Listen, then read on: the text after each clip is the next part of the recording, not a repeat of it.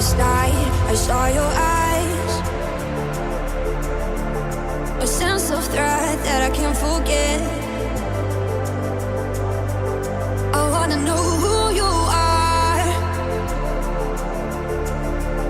This is what I need to know. So take my hand and let our fears go. Take me to your jungle where the rain is warm and the birds fly. Take me to your kingdom. Yeah, take me to the. Yeah, take me to the. Take me to your jungle where the rain is warm and the birds fly. Take me to. Halo guys, halo member, gimana nih kabar kalian? Aku harap kabar kalian baik-baik aja ya. Gimana nih kegiatan kalian di minggu-minggu terakhir ini? Setelah menjalani kegiatan selama seminggu, di Sabtu malam ini kita akan mengikuti ibadah yang firmannya akan dibawakan oleh Kak Roy. Penasaran gak sih gimana kelanjutannya? Saksikan terus dan jangan di skip. God bless you. Makasih Tuhan, sebab karena kasih karunia-Mu Bapa, kami ada sampai saat ini. Thank you Jesus.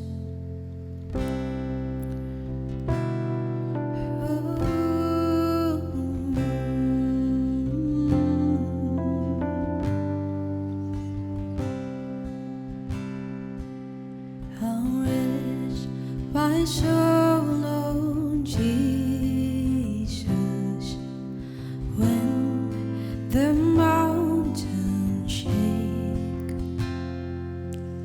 I put my trust in Jesus the moment I awake, and when my soul is lost at sea, He will be my rock, my vision be in Christ alone. This grace is all with God. His love is like the mighty ocean. His love for me will never stop. Oh, His arms are strong enough to carry me through it all by the grace of God. So I upon His shoulders safely brought this far. Helper of my helpless soul, the King of broken heart. His love is like the mighty ocean. His love for me will never stop.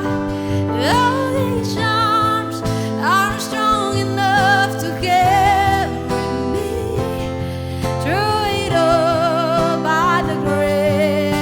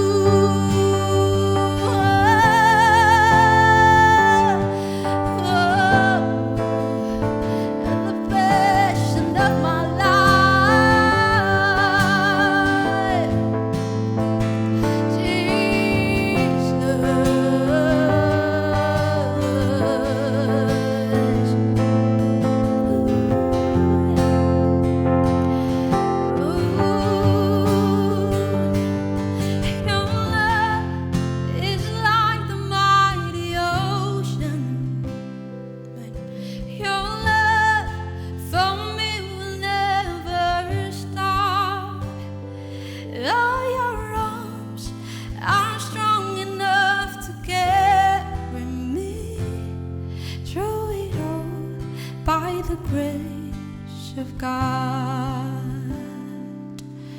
Oh, sebab karena kasih-Mu dan cinta-Mu Tuhan, oh, begitu besar di dalam hidupku. Oh, tak bisa dibalas Bapa kasih setiamu. Selalu baru di dalam hidupku Tuhan. Oh,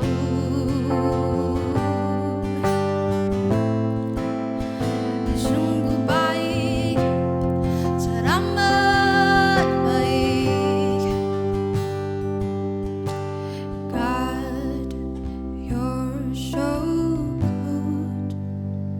Man, God, you're so good. God, you're so good. You're so good to me. Oh God, you're so good. Oh God, you're so good. Oh God, you're so good. You're so good to me. Oh God, you're so good. Amen. Oh God, you're so good. Oh God, you're so good. You're so good to me. Oh God, you're so good. You're so good to me.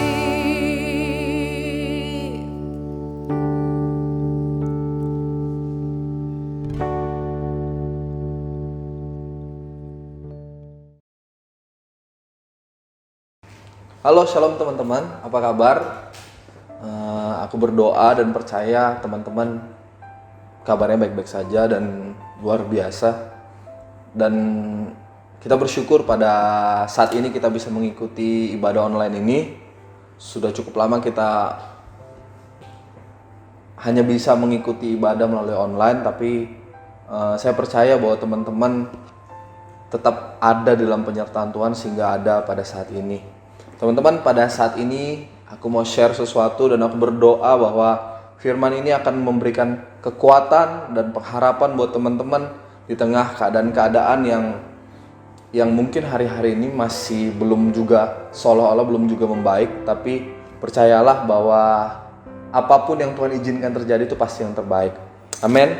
Nah, ayo kita belajar firman Tuhan. Pada saat ini aku kasih tema sharing aku adalah I am second.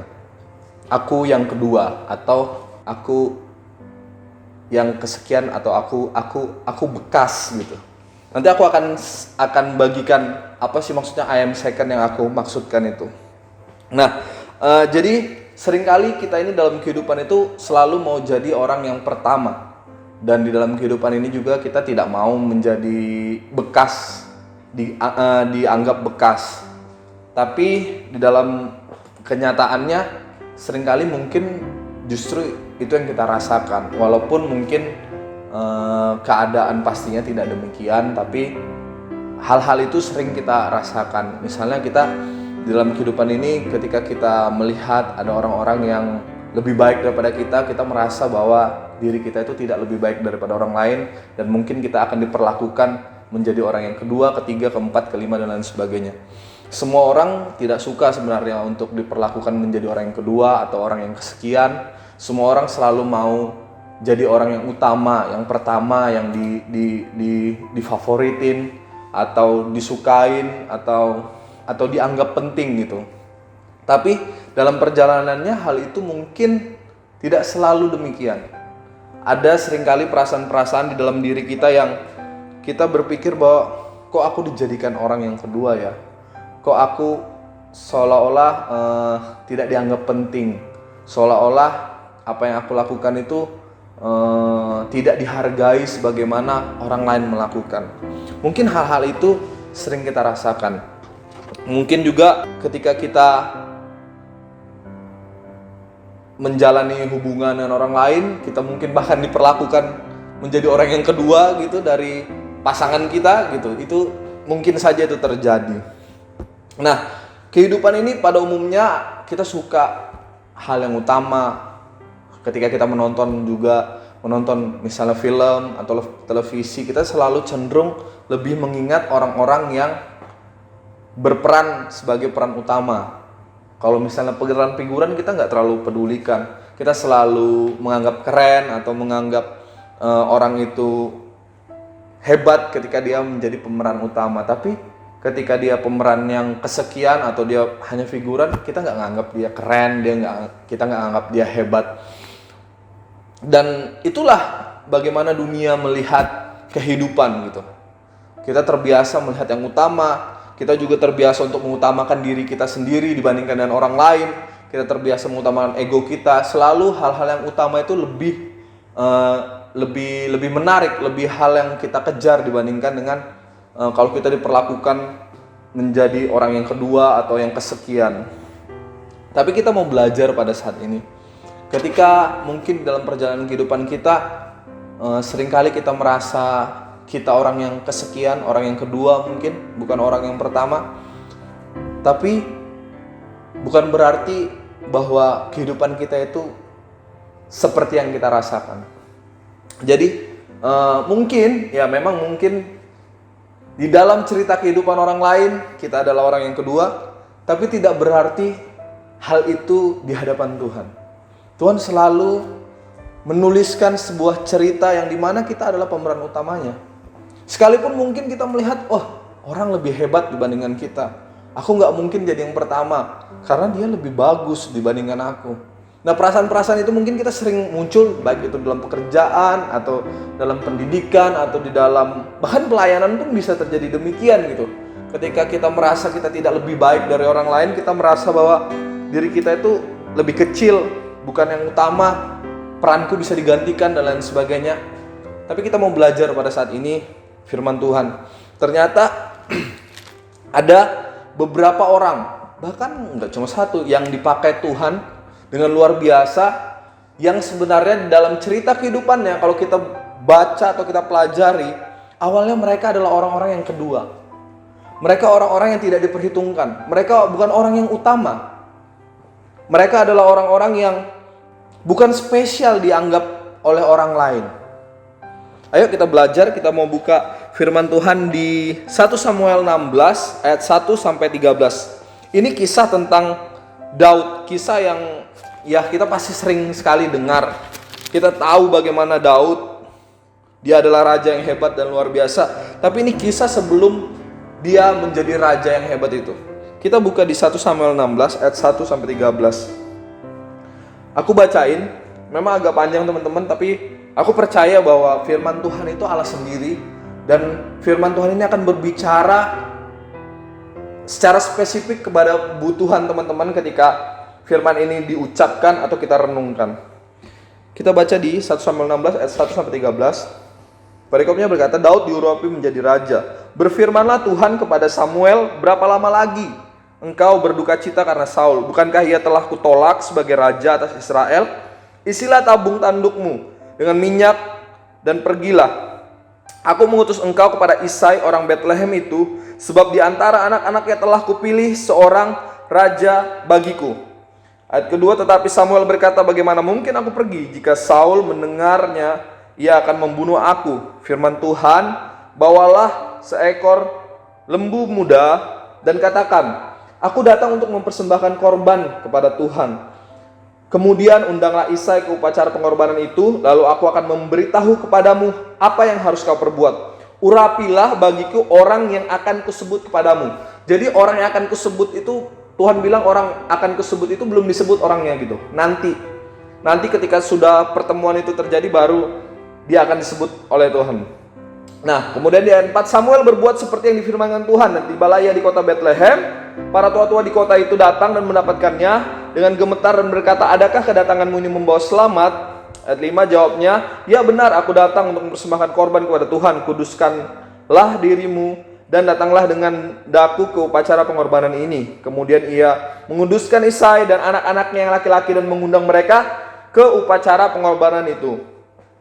Ketika mereka itu masuk dan Samuel melihat Eliab, lalu pikirnya, sungguh di hadapan Tuhan sekarang berdiri yang diurapinya. Jadi ketika Samuel melihat Eliab, yaitu kakaknya Daud, disitulah Samuel itu merasa bahwa inilah orang yang diurapi Tuhan, yang maksudnya tadi Tuhan, yang Tuhan belum kasih tahu itu siapa orangnya.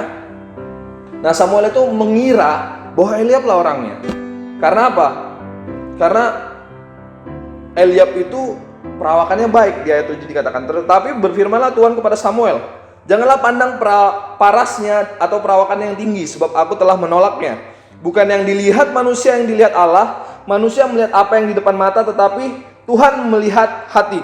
Jadi pertama kali Samuel itu kagum dengan Eliab karena apa yang dia lihat.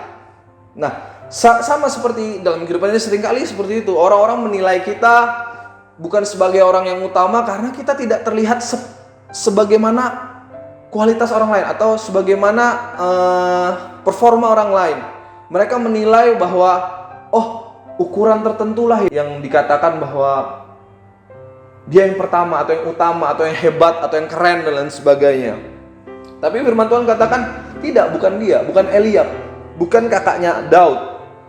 Ayat 8, lalu Isai memanggil Abinadab dan menyuruhnya lewat di depan Samuel, tetapi Samuel berkata, orang ini pun tidak dipilih Tuhan. Nah, jadi kakak Daud yang selanjutnya diajukan lewat gitu, tapi itu bukan katanya Tuhan. Kemudian Isai menyuruh Syama lewat, tetapi Samuel berkata, orang ini pun tidak dipilih Tuhan. Demikianlah Isai menyuruh ketujuh anaknya lewat di depan Samuel, tetapi Samuel berkata kepada Isai, semuanya ini tidak dipilih Tuhan. Wow. Jadi semua yang ayahnya Daud, Isai ini tunjukkan kepada Samuel, ternyata nggak dipilih Tuhan. Jadi siapa? Nah, inilah yang kedua, atau inilah pemeran figuran dalam tanda petik. Inilah orang yang tidak diperhitungkan. Ini yang menarik. Ayat 11. Lalu Samuel berkata kepada Isai, inikah anakmu semuanya? Jawabnya, masih tinggal yang bungsu, tetapi sedang menggembalakan kambing domba. Bayangkan, jadi Daud ini tidak diperhitungkan untuk ikut di dalam pertemuan ini. Jadi Daud ini tetap disuruh kerja, menggembalakan kambing domba, di mana saudara-saudaranya sedang ada pertemuan dan Samuel. Tapi tahukah kamu bahwa sekalipun orang mereka-rekakan hal yang dalam tanda petik buruk, bahkan keluargamu sendiri mungkin tidak memperhitungkan kamu. Kamu berada di tempat tersembunyi yang orang gak tahu sebenarnya kamu. Tapi kalau Tuhan punya tujuan dalam kehidupanmu, pemeran figuran apapun kamu di cerita orang lain, kamu tetap pemeran utama di dalam cerita Tuhan dalam kehidupanmu. Daud, jadi pada saat itu Daud tetap mengembalakan kambing domba. Dia nggak diperhitungkan, dia tidak diajak. Tapi yang menarik, dialah yang dipilih Tuhan. Kita baca ayat selanjutnya. Kata Samuel kepada Isai, suruhlah memanggil dia, sebab kita tidak akan duduk makan sebelum ia datang kemari. Jadi acara itu atau pertemuan itu tidak akan dimulai sebelum Daud datang. Kemudian disuruhnya menjemput dia. Ia kemerah-merahan, matanya indah, parasnya elok. Lalu Tuhan berfirman, bangkitlah, urapi dia, sebab inilah dia. Jadi Tuhan tadi tidak memberitahu, sengaja Tuhan tidak memberitahu kepada Samuel. Kenapa? Karena Tuhan mau tunjukkan, tidak selalu apa yang dibilang atau dilihat oleh manusia merupakan orang yang utama itu dilihat Tuhan juga utama. Tidak selalu kamu yang dianggap itu biasa saja atau orang tidak bersorak ketika ada kamu, tidak selalu bahwa kamu adalah orang-orang yang biasa. Justru mungkin kamu adalah orang-orang yang diperhitungkan Tuhan untuk melakukan hal-hal yang besar. Karena apa? Karena Tuhan merancangkan hal yang besar dalam dirimu. Tidak peduli orang lain berkata apapun, tidak peduli penilaian orang apapun, bahkan tidak peduli orang lain mungkin mengeliminasi dirimu sebelum hal itu terjadi. Ya, Daud dieliminasi oleh keluarganya sendiri, oleh ayahnya sendiri. Tapi apakah Tuhan terpengaruh dengan itu? Tidak. Ketika Tuhan mau mengangkat kita, Dia tahu waktu yang tepat untuk mengangkat kita. Sekalipun tempatmu tersembunyi di padang rumput yang hanya mengembalakan mungkin 2-3 orang kambing domba, orang gak lihat kamu, orang gak sorak-sorai dengan kamu, orang tidak memuji-muji namamu, orang tidak kenal kamu, bahkan kamu tidak diperhitungkan oleh keluargamu sendiri. Tapi tahukah kamu tidak pernah menjadi orang yang kedua di pandangan Tuhan. Kamu selalu jadi orang yang pertama, selalu yang utama di hadapan Tuhan. Karena Tuhan punya tujuan yang besar dalam kehidupanmu. Kalau hari-hari ini, apa yang kamu rasakan di tengah COVID saat ini, keadaan-keadaan yang dimana kamu merasa diriku nih kok gini-gini aja di dalam kehidupan ya, kok tidak ada kemajuan, seolah-olah kehidupan ini hanya bergulir di rumah aja lebih seringnya, bingung mau kemana dan lain sebagainya. Percayalah, kehidupan dirancangkan Tuhan untuk melakukan hal yang besar. Apapun yang kamu rasa, tidak berarti itu yang Tuhan berikan dalam kehidupanmu. Tidak berarti itu yang Tuhan rancangkan. Tidak berarti itu yang Tuhan iakan dalam kehidupanmu. Melainkan Dia punya rancangan yang besar, rancangan yang luar biasa. Seperti apapun yang kamu rasakan, Dia punya hal yang besar dalam kehidupanmu. Hanya karena orang lain menganggap kamu biasa-biasa saja, tidak berarti Tuhan menganggap demikian. Kita kembali tadi. Lalu Tuhan berfirman, bangkitlah, urapilah dia, sebab inilah dia. Samuel mengambil tabung tanduk yang berisi minyak itu dan mengurapi Daud di tengah-tengah saudara-saudaranya. Sejak hari itu dan seterusnya berkuasalah Roh Tuhan atas Daud. Lalu berangkatlah Samuel menuju Rama. Jadi Daud itu dipilih Tuhan ketika keluarganya sendiri tidak memilih dia. Makanya seperti aku katakan tadi, seperti apapun kamu, apapun yang kamu pikirkan tentang dirimu, bahkan orang lain pikirkan tentang dirimu, tidak berarti Tuhan memikirkan hal itu. Tuhan punya tujuan yang besar.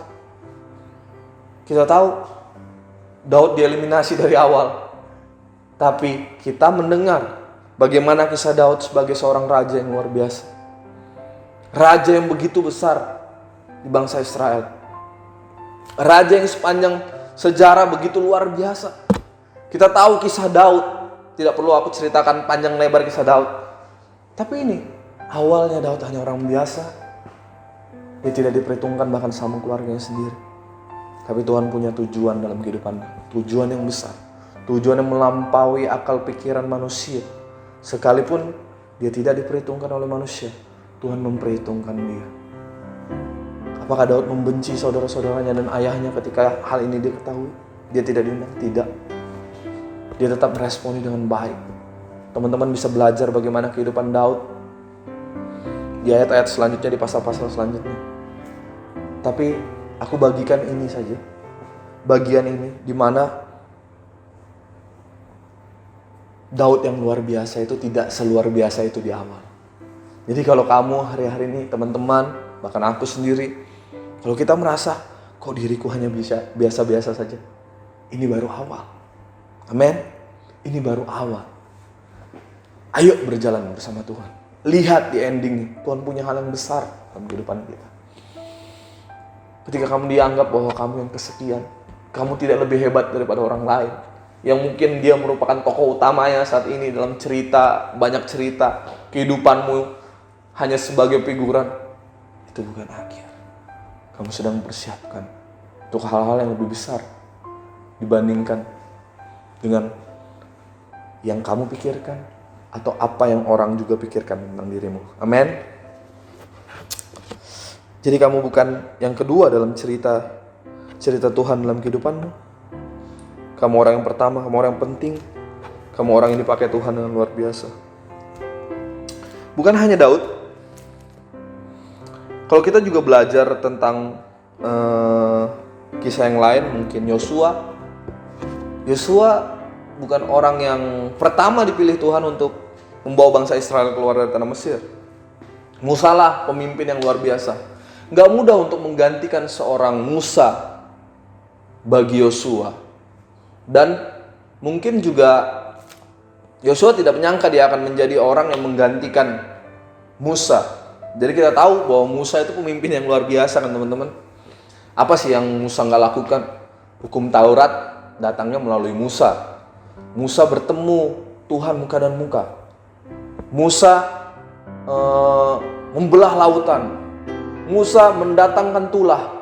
Musa begitu luar biasa. Yosua hanya disebutkan oleh Alkitab abdi Musa.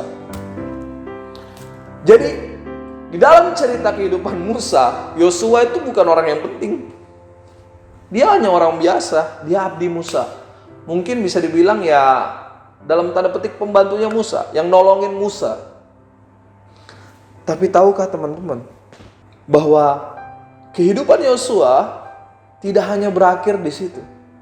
Dia tidak hanya dikenal, pada akhirnya dia tidak hanya dikenal sebagai abdi Musa, tapi dia dikenal sebagai seorang pemimpin bangsa Israel yang membawa bangsa Israel sampai kepada tanah perjanjian. Luar biasa kan? Awalnya dia cuma abdi, hanya orang biasa. Tapi kalau teman-teman belajar, kita mungkin gak sempat untuk baca semua ayat-ayatnya. Tapi Yosua itu punya kualitas-kualitas yang luar biasa.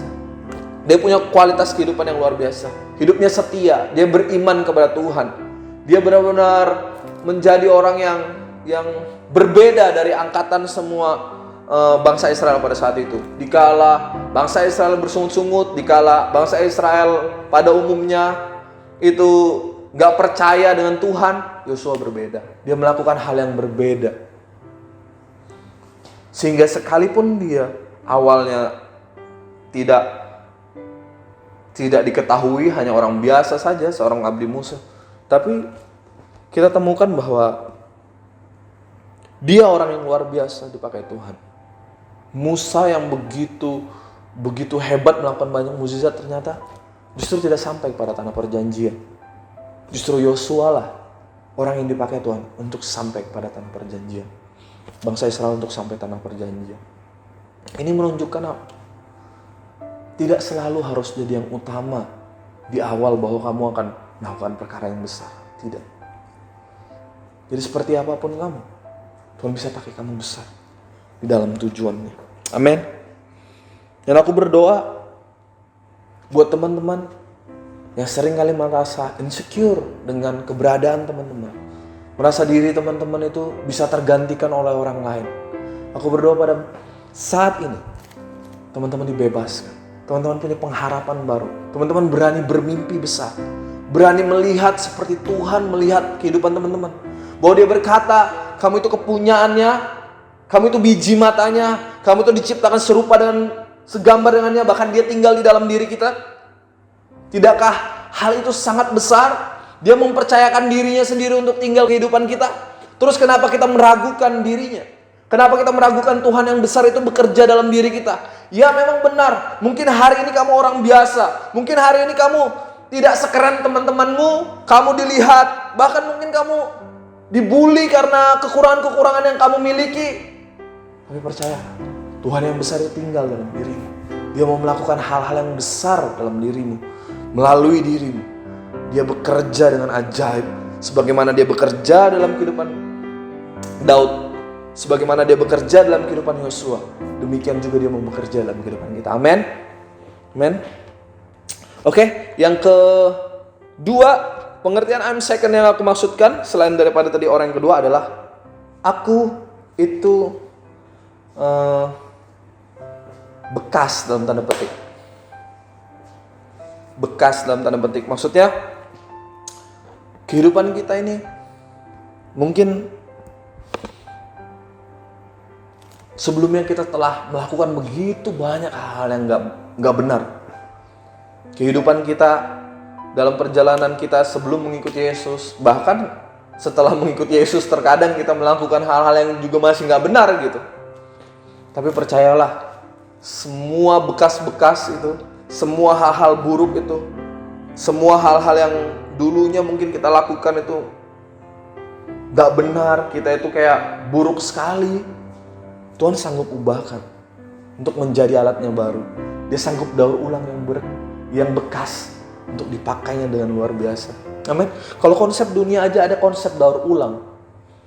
Hal-hal atau barang-barang atau sesuatu yang buruk, yang awalnya tidak berguna, tapi bisa dipakai oleh mereka untuk hal yang lebih baik, untuk tujuan yang lebih baik, yang awalnya tidak berguna karena dia bekas, karena sudah kehilangan nilainya. Tapi ketika itu didaur ulang, dia bisa punya tujuan nilai yang baru. Demikian juga dengan kita. Mungkin kita second, kita bekas penzina, bekas mantannya orang mungkin, buat teman-teman yang punya banyak mantan gitu, bekas pengguna narkoba, mungkin teman-teman bekas pecandu pornografi, bekas pecandu alkohol, bekas pecandu lain-lain lah. Pokoknya banyak keburukan, bahkan mungkin teman-teman udah melakukan perzinahan atau seperti apapun. Teman-teman pernah melakukan hal itu. Bekas-bekas, banyak hal bekas-bekas yang mungkin disematkan dalam diri teman-teman karena apa yang teman-teman lakukan di masa lalu. Tapi Tuhan sanggup untuk ubahkan yang bekas menjadi baru. Itulah kenapa dalam kekristenan ada konsep lahir baru. Adalah dimana kita dari kehidupan yang lama kita memiliki kehidupan yang baru. Ya ini hanya di dalam kekristenan aja yang mengenal namanya lahir baru. Dan ini menarik teman-teman. Jadi semua bekas-bekas di masa lalu itu bisa diubahkan menjadi baru ketika kita di dalam Kristus. Jadi bekas itu tidak selalu buruk. Ya dunia pun mengatakan hal itu.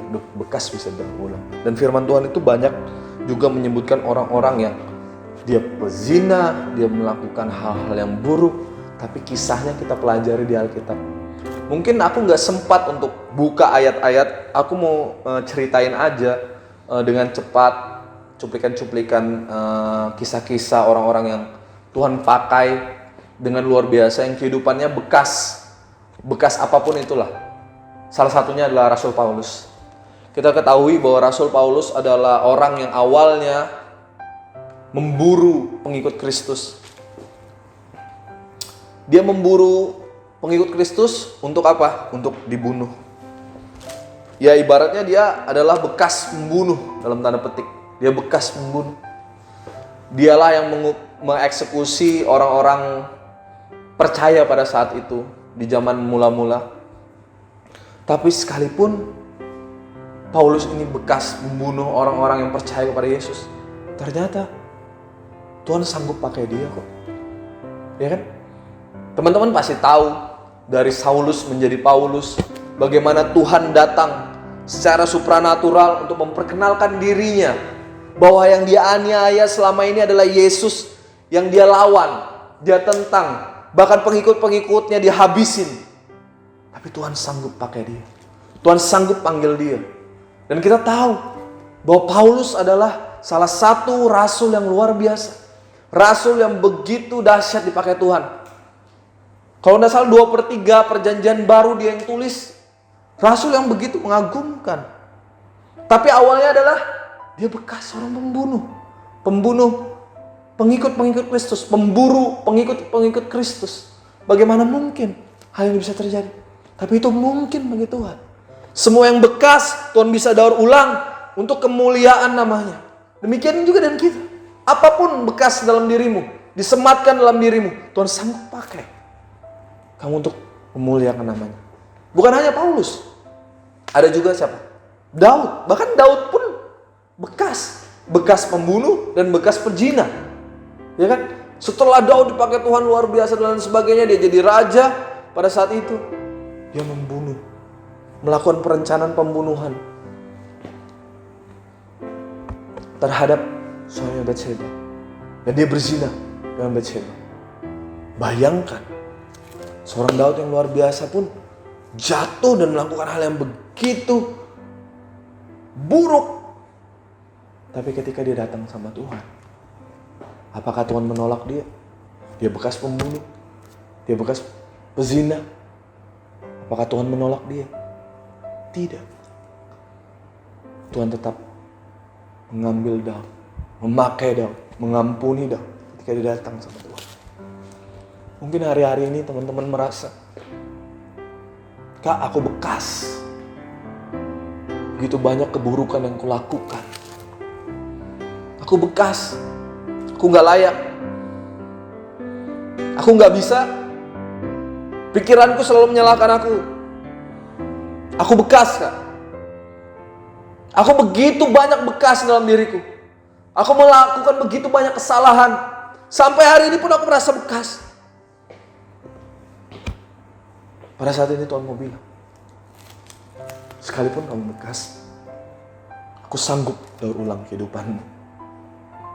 Buat teman-teman yang mungkin belum mengalami kelahiran baru, aku tantang teman-teman untuk ayo terima Yesus sebagai Tuhan dan Juru Selamat teman-teman. Karena hanya di dalam Dia kamu dilahirkan baru. Kehidupanmu yang bekas, kehidupanmu yang lama diubahkannya menjadi baru. Sama seperti Paulus, sama seperti Daud. Mungkin teman-teman ada yang seperti Daud, yang kehidupannya dulu luar biasa dalam Tuhan. Gak aku, apapun aku KKR aku datangin, pelayanan dimanapun aku ikut. Tapi aku jatuh. Dan aku ngerasa aku hancur, aku down. Semua stigma, semua image, semua label itu ada dalam diriku. Aku ngerasa gak layak, aku merasa gak bisa, aku merasa gak pantas, aku bekas. Tuhan mau bilang, sebekas-bekasnya kamu, aku mengasihi kamu, kepunyaanku. Selama aku memberikan nafas kehidupan, aku punya tujuan dalam hidupmu. Ayo teman-teman, datang ke Dia. Datang ke Dia. Kegagalanmu di masa lalu tidak menentukan masa depanmu. Kalau kamu bertobat hari ini, iya, untuk pesan Tuhan pada saat ini. Pesan Tuhan yang berbicara padamu saat ini. Ada dua. Mungkin kamu sering merasa kamu orang yang kedua, orang yang kesekian.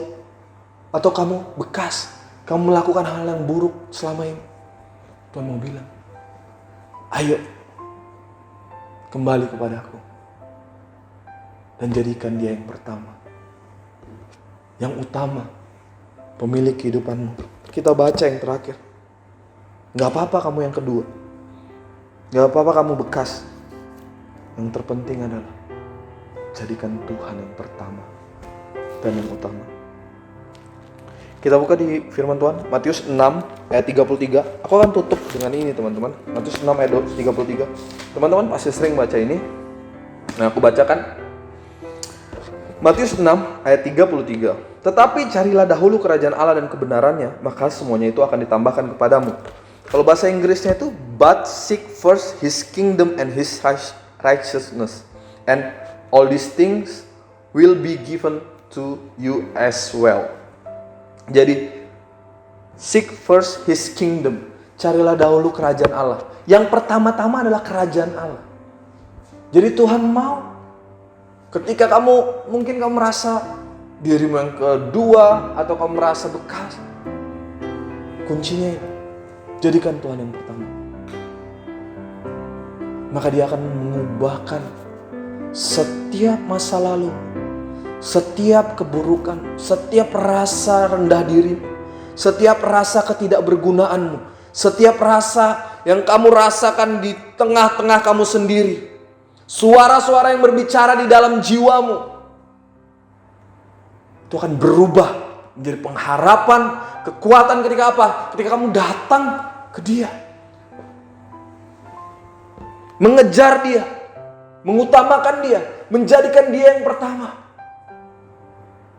Sehingga semua suara itu, semua tuduhan itu, semua label itu berubah menjadi pengharapan. Karena apa? Karena di dalam Yesus ada pengharapan yang baru. Sebab masa lalu adalah masa lalu. Dan di dalamnya ada pengharapan, ada kekuatan yang baru, ada sukacita yang baru, ada tujuan yang baru. Kamu tidak lagi bekas, kamu tidak lagi yang kedua di dalam ceritanya. Kamu yang pertama, dan kamu sanggup didaur ulangnya dengan kelahiran baru, dipakainya untuk memuliakan namanya. Oleh sebab itu, tidak ada lagi jalan keluar yang lain selain daripada apa? Satu kunci. Jadikan dia yang pertama. Jadikan dia yang pertama. Aku ajak teman-teman, ayo jadikan Yesus Kristus Tuhan yang pertama, utama, dan segala-galanya dalam kehidupan kita. Maka dia berkata, semuanya akan ditambahkan. Sukacita akan ditambahkan. Kekuatan akan ditambahkan. Pengharapan akan ditambahkan. Berkat akan ditambahkan. Apapun yang dibutuhkan kehidupanmu, dia akan tambahkan. Karena apa?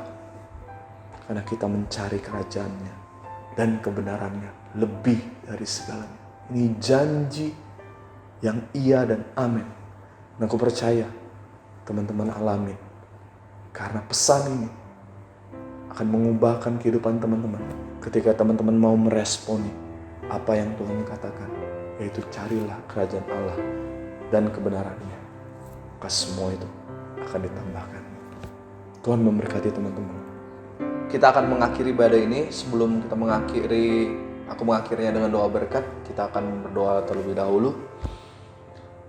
Mari kita sama-sama berdoa teman-teman. Tuhan, terima kasih buat kebaikan yang Kau berikan, penyertaan, perlindungan, dan semua apapun yang Kau kerjakan. Terkhusus pada saat ini buat firman yang Kau sampaikan.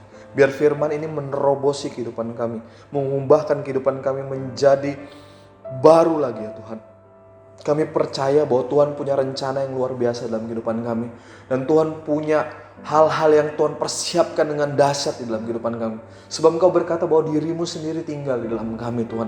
Oleh sebab itu kami yakin, kami percaya dan kami terus berpengharapan bahwa tujuan Tuhan lebih besar daripada apa yang pernah kami pikirkan dan bayangkan kepada diri kami sendiri. Tuhan, terima kasih Tuhan buat saat ini, buat firman-Mu. Aku berdoa buat teman-teman yang lemah, teman-teman yang merasa hari-hari kehidupannya ini merasa gak berguna atau merasa rendah diri. Tuhan yang pulihkan hatinya, Tuhan yang berikan kekuatan sehingga kehidupannya kembali lagi berpengharapan dalam Engkau. Kepercayaan diri mereka di dalam Yesus itu timbul kembali sehingga mereka melakukan apapun seturut dan kehendak Tuhan. Dan juga aku berdoa ya Tuhan buat teman-teman Tuhan yang kehidupannya di masa lalu begitu buruk.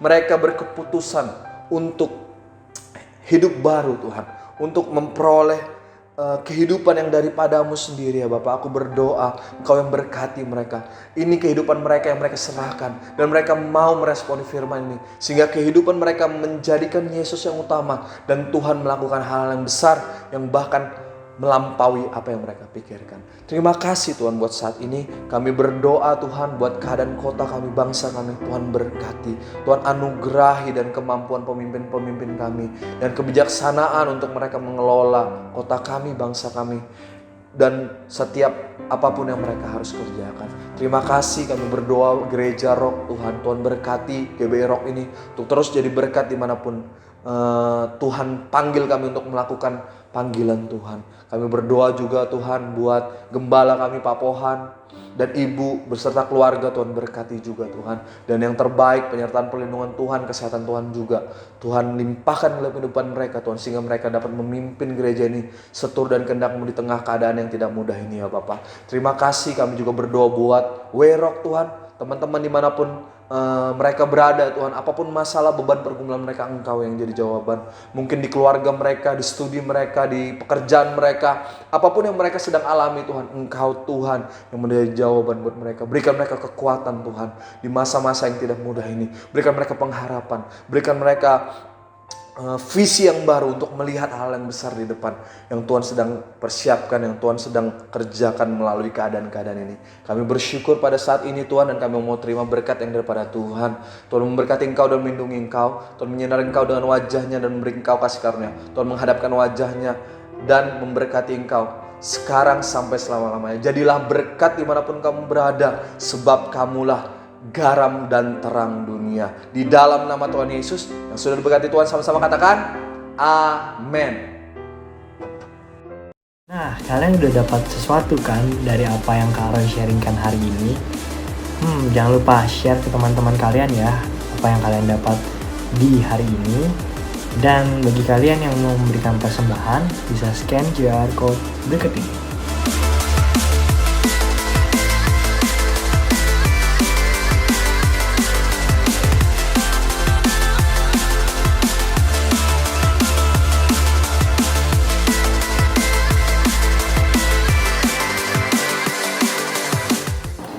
Sekian online service way pada minggu ini. Tetap jaga kesehatan dan tetap ikuti protokol kesehatan yang ada. Sampai jumpa Sabtu depan. God bless you.